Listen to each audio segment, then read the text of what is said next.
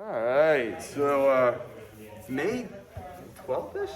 12, yes. I think Yes. Tomorrow's the 13th, so today is the 12th. Thursday the 13th. Thursday the 13th, very infamous. Yeah.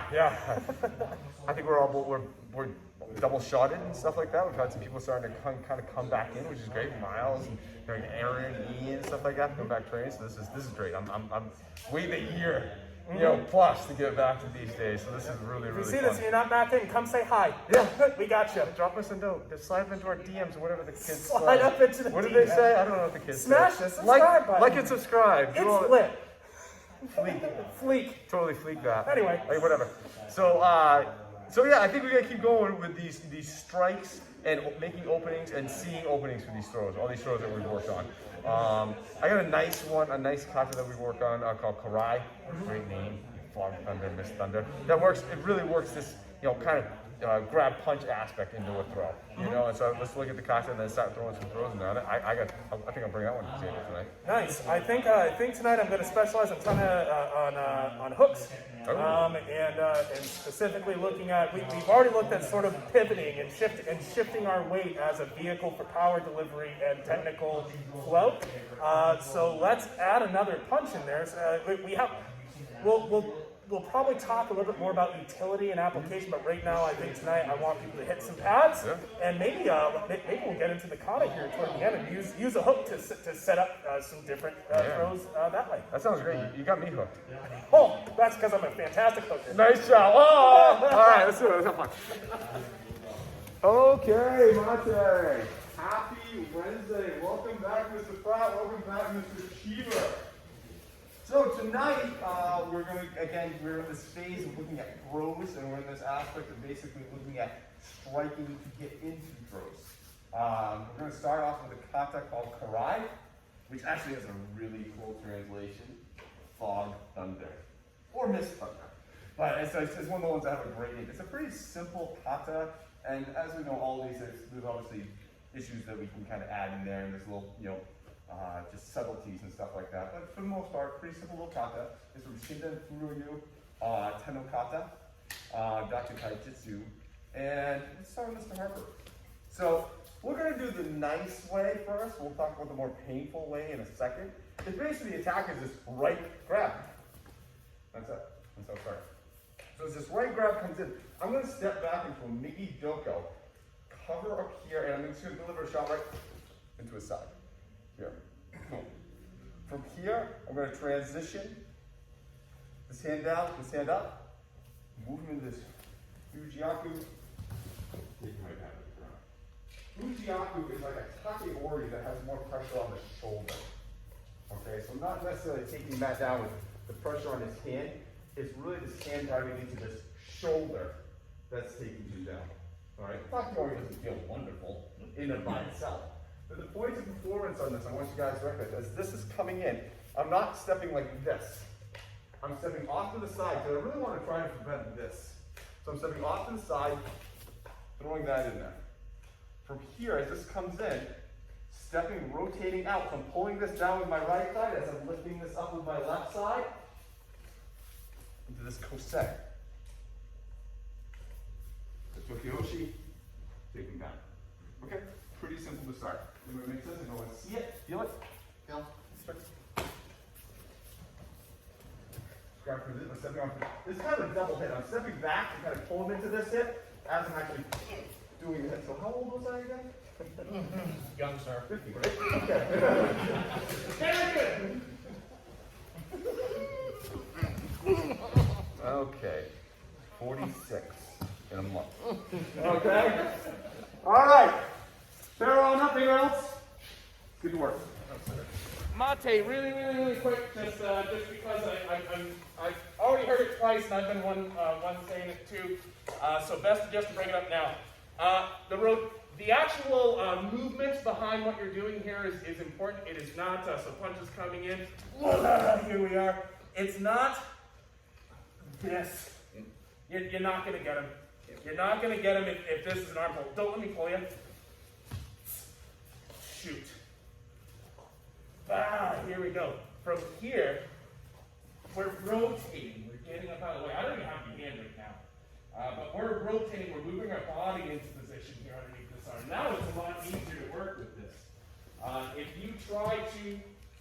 do this with your arms and stationary feet, it's going to fail every time. Don't do that. Rotate in. That rotation guide, just like your thrust. Keep going. So Mate. Not just so we all know the actual just so we all know the actual concept. We're going to step away from this in a second. The hand here starts on top. Then it just rotates like this. 1, 2. 1, 2. I don't want to take it and take it off. From here, the reason this works is because I change my position to him. So as this comes up and around, here. So even if I don't have, I still have the downward pressure on the hand because of the angle that my hand's in now.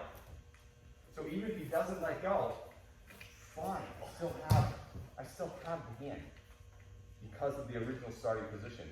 If my hand would have been in a different position, I wouldn't have this downward pressure. So this is from here, here.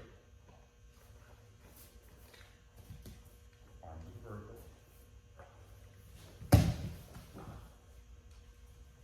Okay? Alright, just as a point. Don't worry about it too much, but I just want to make sure everyone has the hand. Mate. So this kata, remember, if someone had a lot of armor on, this kata would be easier.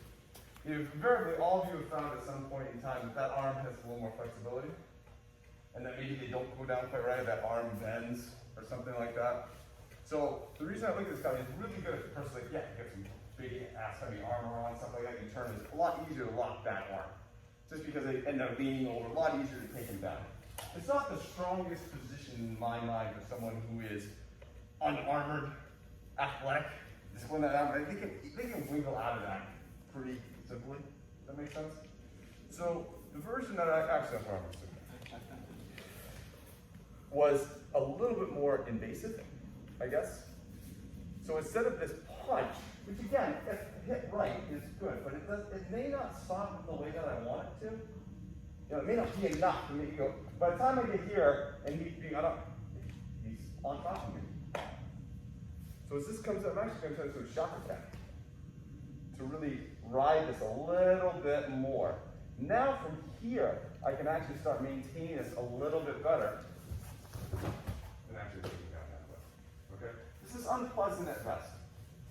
What I'm trying to do is I'm trying to put my thumb behind his pec muscle, driving the knuckle into the ribs as I squeeze down on the pec muscle itself with the shakukan.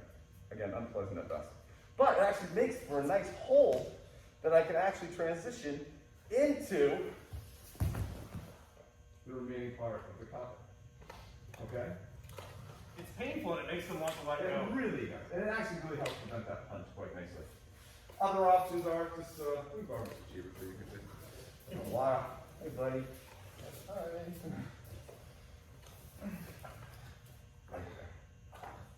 Exactly. That's the response. That's the actual response. That is wicked unpleasant. Invariably, the easiest thing to do is take the boom, get this, take it down. That's not the kata. We're taking it down the front of the kata. So for a couple of minutes, again, participant willing. Moving out, rotating the strap kind of thing. Rotating this hand. Using this to actually help hold and facilitate down into that position. Because if he's there, then great, I still have that. His resistance to go down would be a lot less just because it just hurts a lot. We'll only work on this for a couple minutes. Anybody want to do it? David, excellent.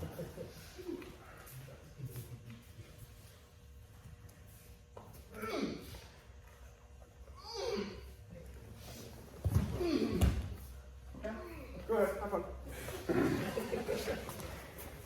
Mate, so whether or not we're doing the grip or the strike or what have you, I do want to make sure that our movement is conducive to maybe eliminating some resistance, Mr. Mouse. Hey, remember that hit the other day? Yeah. So let's say you're getting this grip in there and it's scenario and you're looking really good. But then what I'm seeing folks do is they're traveling around in a very wide circle. They're staying very far away from the person. That kind of looks like this. And what ends up happening is you can see I'm pretty far from him. I'm almost at like an arm's distance. In fact, I'll just switch up to the grip. That'll be nice. What I'm going to recommend is that as you do this, again, we're talking about emphasizing the pull as part of this entry, and our rotation as a way of driving that pull.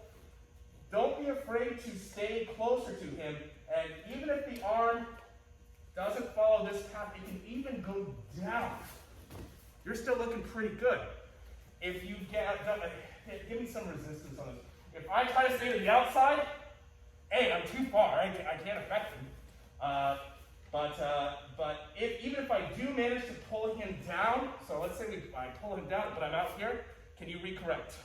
Yeah, very easily. I don't have control over him. So whether you're here or here, make sure that your path is tight and in control. You need to have that tight circle as opposed to playing outside of the ball field here on this one. Yep? Keep going.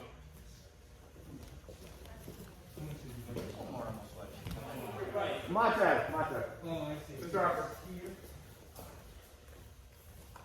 Way easier to have his arm get vertical in the end if I start it on the opposite side of the plane. Just like Mr. Lebe was saying. I want to make sure that everybody heard this. If I come out on this plane and then try and get him up to this plane, that is a weird angle. He has musculature that can actually totally affect that. As this is coming up, this is coming down, this is going up. Easier to control the arm too because it's always kept a distance. I'm not really giving his elbow much of a chance to recoil. If I'm going out here, his elbow has all that up. No, that's straighten up, that's pain. No, just down. Now, swooping. All right, use your body to do it, but have an arm travel more of this plane. You get the reaction. If I start pushing him out and you just stay there, and I try to come back up, I'm going to push him away from me. I want to push him down. And that started with the arm going this way. Does that make sense? Okay, good. A couple more minutes with your current partner. Okay, Monte. So one last note on this. This is coming in. Not only am I pushing this down on this line, I'm actually kind of giving it a little pull. And as I give a little pull, that helps keep the elbow from bending. If I just push in this line, he can bend his elbow at any point in time if he wants. But as I'm going forward, I'm actually kind of elongating this a little bit. So I can get into more of an upright position here in the end. Okay? We'll do that more on Saturday. Let's look at a situation now where this starts and maybe this punch just came in quicker than I wanted to. You know, it wasn't just a grab to do it, so I didn't really have that opportunity. This was a more of a grab punch there. Oh, no!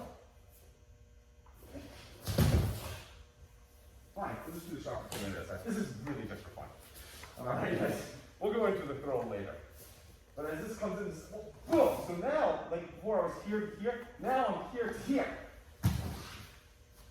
Attacking that other opposite side muscle. So really, it's again not going 1, 2, I'm going 1, 2. Alright? I'm finding it a different way because my thumb's on the inside, my fingers are on the inside, but I can follow that. Boom. Just for fun. It's wicked. Alright? If you don't want to have that done to you, and you're working on more of this off, 1, work on the Soto. Work on the Soto Gape take out from there off the ground. Okay? Good. Okay, Monte, so how's everybody's practice doing? Happy? Fun? Having a good time? Yes. Okay, so now let's actually look into like asserting some pros in there. Okay?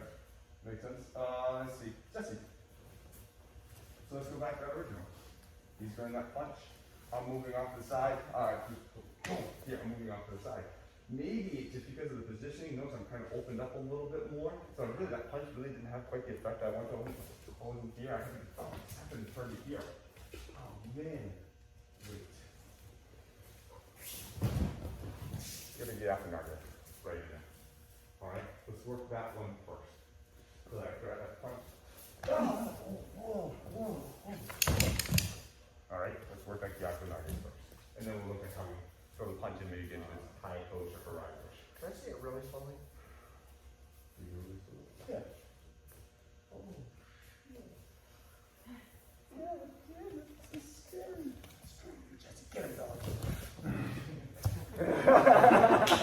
Good job. All right, on that.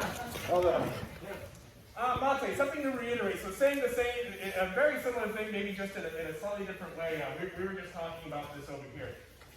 There is a difference between here, if you check our alignment, my chest is kind of facing this way. My belt is kind of facing this way. I've shrunk them out to the side. There's a difference between that alignment and this sort of alignment, where my chest is more kind of facing him. You can see now, this is kind of pushing almost straight down my center. If he were to push, he's pushing me flat on. If he were to push me here, he's pushing past me. Does everyone see that difference? So, because we have this arm right here, could you get to Gyatso Naga from here? Yes. You will probably have to do more work to do it. Let's rotate. You will just probably have to do more work. You know, when it's going to be this whole hullabaloo. It'll look really cool, but then you'll get chastised for poor efficiency. So we're kind of getting to this spot right here. Now this path is much easier to get to. Not here. Here. Different setup. Different setup. And it doesn't look like a huge difference if you don't point it out, but it is a big difference. Keep going.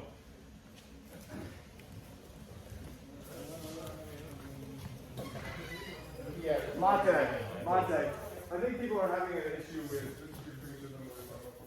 with the acquisition of the hand and not letting the elbow bend. So as this is coming in, oh my God, from here, he still has this grip. This hand's here, remember this hand was covering. I'm going to use this hand as a fulcrum to lengthen his arm out, which will help prevent that secondary punch. You would have to let this hand go to throw that punch. Do you see that? If I came into him and stuff, I'm just, it's basket for it. So I'm turning out locking this arm. Cool. Getting this backside in there. Okay? But I'm using this here. Ooh. Now I'm keeping the arm straight. So now it's fine. So the same issue that you guys are having with the first one, where you're kind of more keeping the arm stretched and the elbow running, you're having the same issue here. So, oh my God! Not doing this. I'm the one I won't ever get the grip. I don't have the angle, and he can bend his arm bicep curl me in. Boom.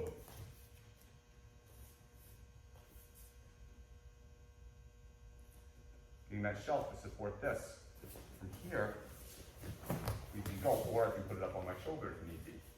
All right, so really work that fulcrum on the back of the wrist to keep him out here. Then the punch can't happen. You give him any type of slack, you're going to pull it and nail you. All right, so go a little bit more rotation so you can constantly keep that. Make sense? Yes. Go ahead. Just maybe another way to kind of see this for yourself. We're just talking about this over here, just if I can borrow you for a second. So we have the grab, come on, punch coming in.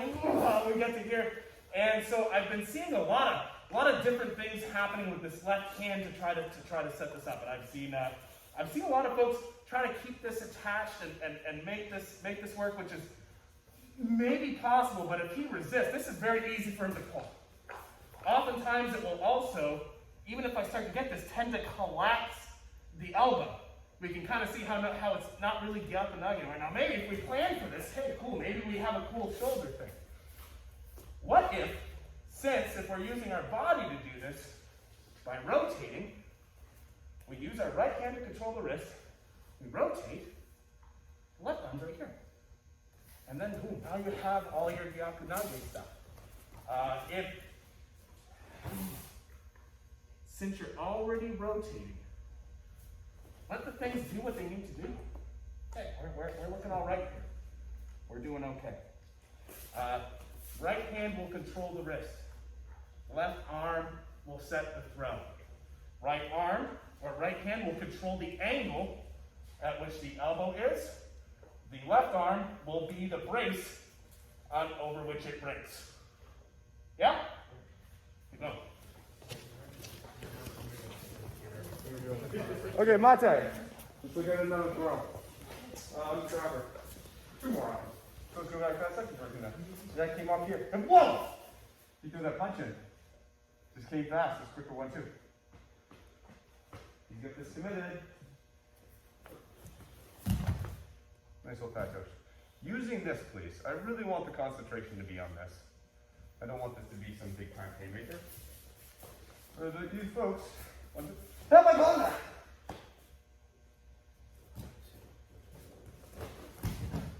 So the right from this if you want to. It's actually entry to the right, which is beautiful from that point. Alright, up to you. You can play which way you want. So again, grab punch. 1 here, holding Taitosh. Or grab punch. Right. Okay, here we go. Up to you. Okay? Good. Great. Have fun. Mate. So wherever this person ends up is going to be a big deal. Ian, what's up? So if he grabs me and he throws this punch, man, I can pull him right out of the way. So he's back this way. There's no why would I ever do Taitosh from here? Makes absolutely no sense. This is the Sotogake all day long. Okay? What I'm assuming is this is came in quick. Ah! He's coming towards me still. He has this pressure coming this way. So now I just have to get out of the way. So as Ian comes forward, I get out of the way into the tie touch. But I have to get out of the way. And what I'm seeing a lot of people doing is they're doing 1 or 2 things. They've gotten to here and they're trying to tie touch from here. This isn't a Sotogake, this is a Sotogake. If you get to here, what I'm seeing is a lot of people are just not getting out of the way enough. And part of it too is they're not adjusting this foot to get the line for their step. They're kind of coming around, getting to here, and then yeah. That's taking down all day long.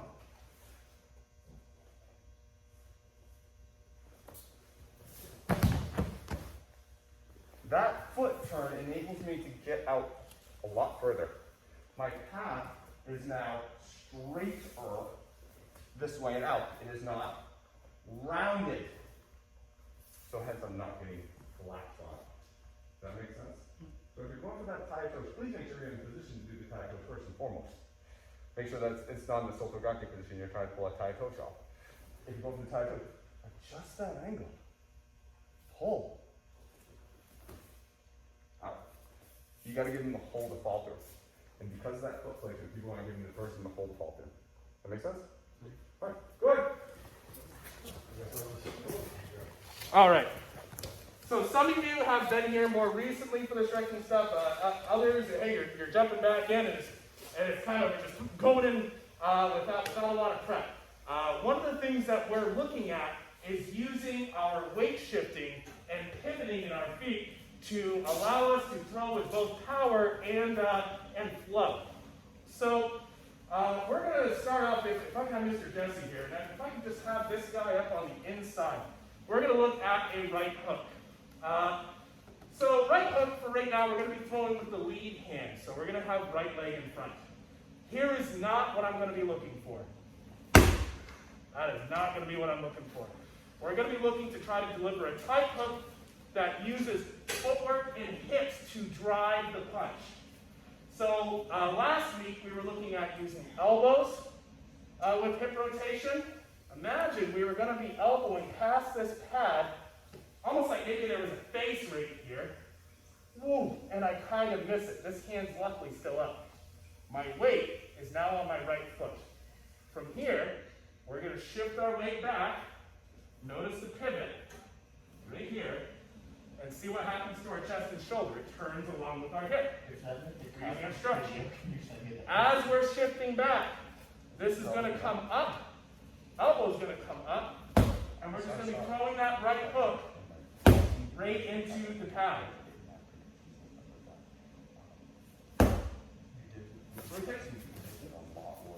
Now, right now, as I always get asked, so I'm going to bring this up right now. People say, should I use a vertical fist or a horizontal fist? It's going to kind of depend, to be honest with you. But what really matters is whether you're using a vertical fist or a horizontal fist, your elbow needs to be behind it on the same line. So what I'll see is I'll see people say, okay, I'll use a vertical fist, and they'll throw their hook, but you can see my elbows below my wrist. Where do you think all that force is going to disperse? This line where there's no support.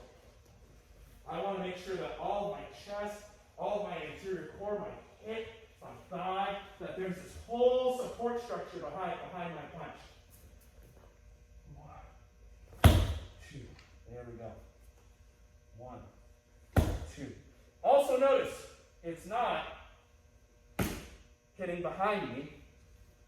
This is hitting about even with me right here. You can see that little bit of hip work that's going on in there between the hip and the leg. So all I'm going to have you do, line up with your partner. 1, 2. Very straightforward. 1, 2. Making sure your weight is shifting as you pivot. I'm not looking for like the knockout to happen on one punch right now. What I really care about is I care about seeing clean weight transfer, because when we look at adding more punches down the road or more strikes, you need this, not this. Yeah? Questions? Cool. All right, get moving. Switch partners. I have 2 notes. One is I'm going to change your positions a little bit. I'm seeing some folks actually starting this from actually a difficult position to work in, which is straight on with the pad. They throw their punch here, and then now, as they pivot, their punch is automatically behind them because of where their target is. What I'd like to do is I'd like you to shift a little bit to the right. Imagine if I were to throw my right elbow, it's making direct contact with the front of the pad out in front of me. You guys see how it's to the left of my center line, yes? Now, oh cool, we're making contact in the right place, the right point in the arc of our punch. The other thing I want to point out is where our weight shifts, because I've actually seen a couple fun things. my favorite, I'm going to call it the signature white girl move, is this little day I'm pivoting my feet. Okay, you pivoted your feet, but where was my weight going? We're pivoting the feet not just because we like to, pivot feet. But we do like to do that too. Oh, that is fun, man. It's Saturday night. We're pivoting our feet so that we can maintain a base of support and a method of shifting our weight back in the direction we want it to go. If you just throw a hook with only your shoulder and no weight shift, you could probably still hit hard. There are a lot of guys out there that actually punch like that. People who don't have a lot of skill training, but maybe have some athleticism, will oftentimes throw shoulder hooks. It's called the shoulder whirl. It's an actual name. There's an actual name for it, and they can still hit you hard. But what's going to happen is, go ahead and drop this. Now they're screwed. they have a exactly bone. So you're pivoting to make sure that you have control over your next movement and the ability to shift your weight and alignment behind it. But remember, your weight has to travel. By the time my hook is finished, my weight has moved to my left leg. If your weight is still out to the right, all you've hit with is just the power of your shoulder and arm and maybe a little bit of torso. Now, we want to have this be, we want to chop this sucker down. You're never going to do that here, but yeah, that will do things. Does everyone see what I'm saying, or are there any questions? Okay, keep throwing. Switch pads if you haven't switched pads. Another tip. This is another one I've kind of seen looking around, and raise your hand really quick if you've had a chance to really sit down and look at throwing hooks recently. Okay. Is he calling? Yeah. So I'm seeing some overthrowing, and what that looks like is overcommitting on the punch. So people are looking good, they're getting here, and then if you imagine this is kind of the plane of action right here, coming straight out here. People's whole shoulders and bodies are moving past that plane. If you point that back in its original angle, you can see he's kind of pointing at the middle of my back. We have overthrown. All he has to do is pull this sucker out of the way, and I've opened up my back. I don't want to do that. If you are doing this well and you're shifting your weight and you're throwing. It's why you don't have to hit hard if you're going slow. It's really, I punched about this far through. That's it. That's all you need. All you need is boom. That's going to do a lot. Anything extra is just ego. So, make sure that when you're doing this slow, you only need that much contact with the pad.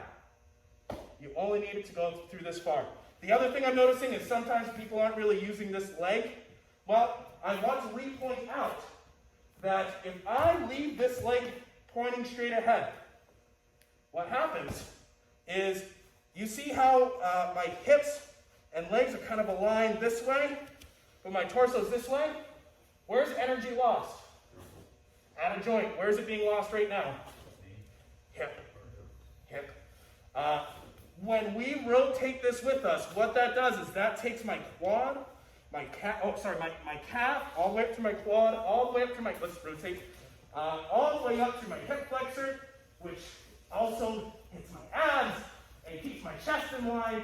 Everything is aligned if you're turning this leg a little bit. It doesn't have to be, this way. Now I'm overthrowing. Shoot. But it needs to happen a little bit. Just a little bit. You'll see guys, when they're actually like, and then there you go. It only moved this much, but it still needs to move and be free. You guys see what I'm saying? Keep going. Right here, please. So, heads up for this little move right here. He knows what's coming now. You'll get away with this against people who are untrained or maybe very good.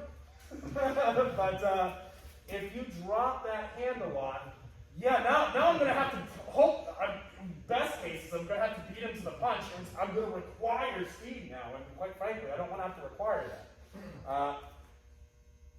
This is still here. This doesn't have to go down. People do this because, one, they're not thinking about it. Two, it adds distance to the path of travel and allows them to build up more speed over time and momentum, so it does hit harder. If you hit somebody dropping this down, it will suck for them a lot.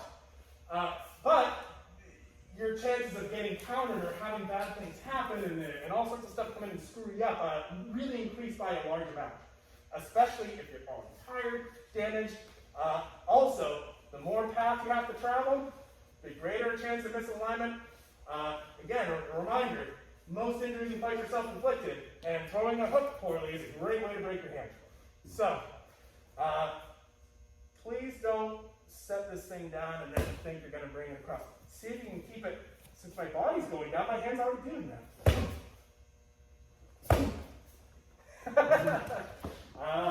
Keep going. Good catch there, thank you. Right now, I'm actually going to be the attacker. You'll get to do. So Miles is he has his left side forward.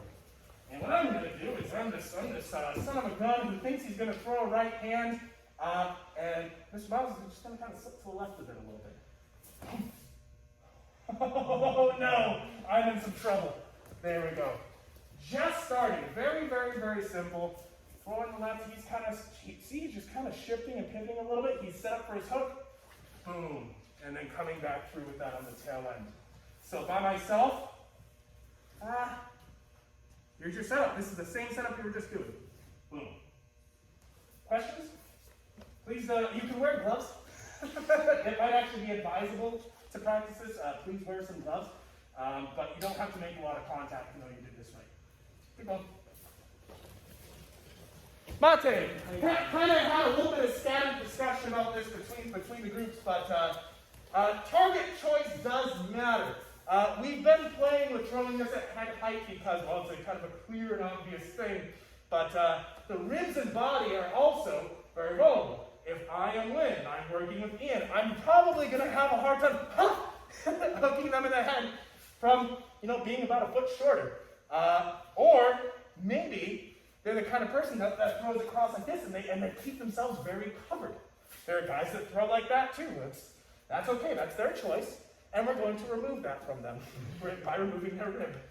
So, option number 1, the head shot. Ooh, sweet, very good. Option number 2, the ribs. Coming back in here.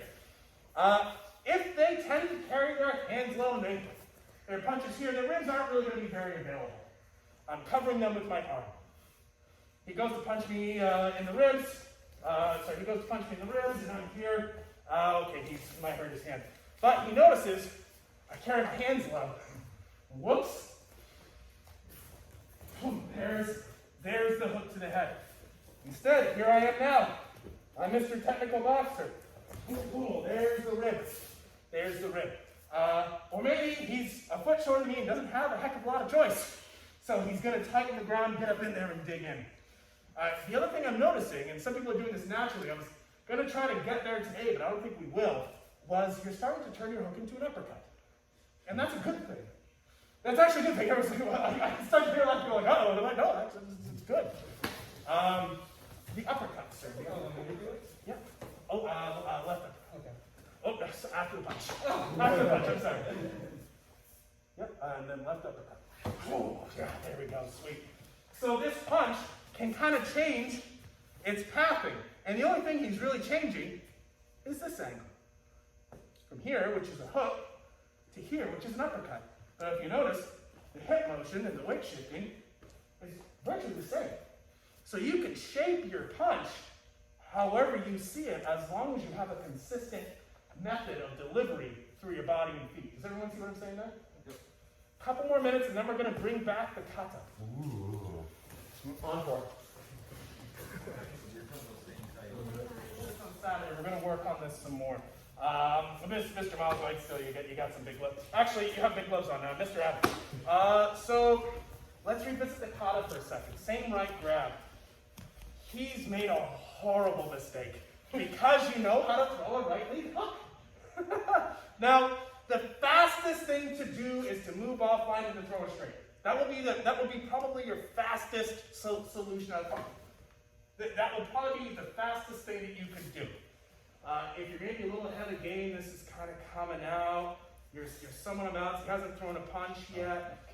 We have this like liver and solar plexus right down here. And we're going to use that to set up our earlier technique. Since everyone's wearing fingerless gloves, except you. So all that's going to happen is we're going to drop in, and we're going to be hitting him right there. Just in that spot. Now look where we are. We're right back in our kata. All we did was just use a quick right hook. Exactly. Just as I'm not wearing gloves. So, and all we're doing is setting ourselves back up into this position. Are you okay? the targeting on this, if you feel your own breastbone, you go down to the bottom of it, go to the right a little bit, and kind of follow the edge of your rib cage down about 2 or 3 inches. That's the spot. You're hitting them right in the liver, and that's like that's when people go, yeah, and they wilt. And if they wilt in front of you, great, you never need the rest of the kata. But what typically happens is they go to bend their stomach, or they try to guard against something that looks powerful, because it is. And then now here we are, we're working ourselves back into our kata. Questions? We got 5 minutes. That's exactly it. Last minute. We're hitting somebody in the body right now. So, like, I noticed, for example, I have Lynn and Ian over here, and Ian, very broad, big body. Lynn's trying to hit him, and it's like hitting a stone block. That's okay, because guess what? Mr. Miles. Now is when I get Now's the payback. Excellent. Okay, here we go. Whatever you do, don't bend your arm. Oh gosh. If, say, he's got a long arm, or I'm short, or I'm much smaller than this person, and I don't want to try to fight their mass, their center mass, you could take these door knocker knuckles right here, these lovely door knocker knuckles, and this. I'm just kidding. So you can take the door knocker knuckles and essentially do the same hook right there, and that hurts like the devil. You don't have to be a big, muscly, burly person or a strong person to use the lessons of throwing good hooks well. You can be a small, precise, deliberate person who is trying to hit people in very tender places. That was this hard. And they go, I'm done for today, which is why I put it in at the end of class. So, but if you look at the mechanics, so we're just using a different can. That's all it is. We just changed the can. Maybe he's kind of grabbed around the center. Different can. Boom. You guys have seen this already. Different can. Boom. Same thing. Different can. Boom. Same thing. Different can. Boom. Same thing. But all of these things utilize this weight shifting. And that is going to be what delivers power for you consistently and allows you to continue fighting well. I see people try to load power and they just use the upper part of their body. Their body's one rope. They're just bending the top part of the rope around, and the bottom part of the rope is staying still. That's not how rope works. The whole thing kind of has to move, okay? Whole thing should be flowing. And whether you're using Boshiken, Fudoken, Kopoken, knees, anything, you need to have that weight shifting through your striking to really carry some power with it. Now, if you're doing something like, sticking your finger into someone's eye, I question how much power you need. You don't need to hit them with like 780 pounds per square inch. You drill your finger through their one eye and out the other. It's very death metal, but maybe not what you're going for. You'll probably only need that. But bear in mind that these things you can hit incredibly hard with very precise instruments. We're playing with using these big Fudoken right now because, well, we're just kind of learning the gross motor with this. But just bear in mind as you journey through this that there's all the other tools still there as well. What questions do we have? Any questions today? All right. You guys did awesome. Nice job. A lot of action tonight. Just really kind of again striking and getting into this striking into throws. Just really kind of loosen it up a little bit. In terms of movement and stuff like that, options and stuff like that. Because really, what the goal is right now at this point in time is to have you guys see openings for the hits, see openings for the throws. I don't want. We talked about this with Hanshi the other night. Like, I don't want people to say, "Hey, I'm in a great position to do taekwondo, and you can only do it from here." You'll only recognize it from there. You'll only see it from there. That will be the cue. Is when, the thing is you can do it from everywhere. I need you to be able to see it from all those different angles, from those strikes, from those grabs, from here. Oh, hey, look, there's that. And so it's getting familiar, making repetitions over and over and over again. That's kind of how we're going to kind of wrap up this aspect, is making sure that you guys can actually see the throws from all the different angles and execute them from there. Okay? Any questions? You guys did very good. Welcome back, guys. It was great to have you. Thank you. Oh, and this is Lana, by the way, and this is her pep circle that she goes to at the end of every class. So, good job. You did awesome. Okay. All right, guys. See you on Saturday. Everyone have a nice night. Woo! Nice job. Good job.